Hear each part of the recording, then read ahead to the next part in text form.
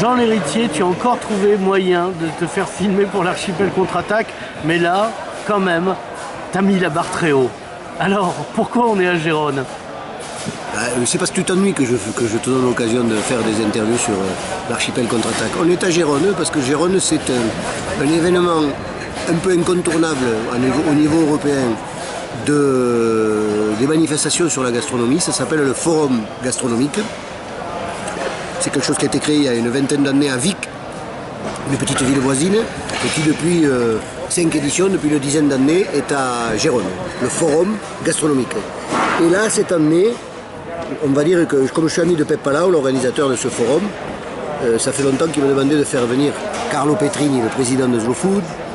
Je suis ami avec un chef qui s'appelle Régis Marcon, qui avait envie de rencontrer Carlo Petrini, donc j'ai monté 3 macarons Michelin, un bonhomme très connu en France, c'est lui qui est responsable des Bocuse d'Or, enfin il est très connu dans le milieu, et donc j'ai monté un dialogue qui a eu lieu hier, dimanche, dans le cadre du Grand Auditorium, entre... On a le film, hein, pour ceux que ça intéresse. Oui, je crois que tu as filmé, tu as interviewé tout le monde, hein, tu as écumé les vedettes locales.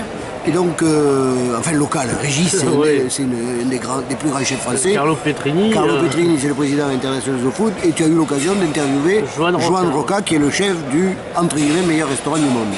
Voilà. Et donc j'ai organisé avec Pep cette rencontre, ce dialogue, ici à Gérone. Alors il y avait un thème particulier?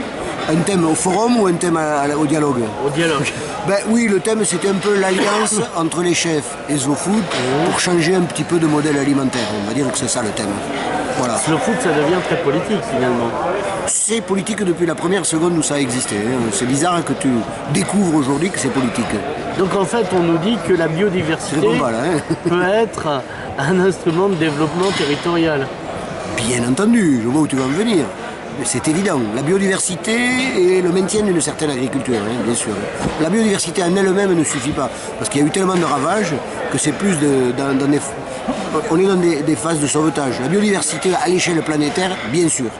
Chez nous, arriver à développer l'agriculture locale, un certain modèle économique menacé, et qui est celui du futur, voilà.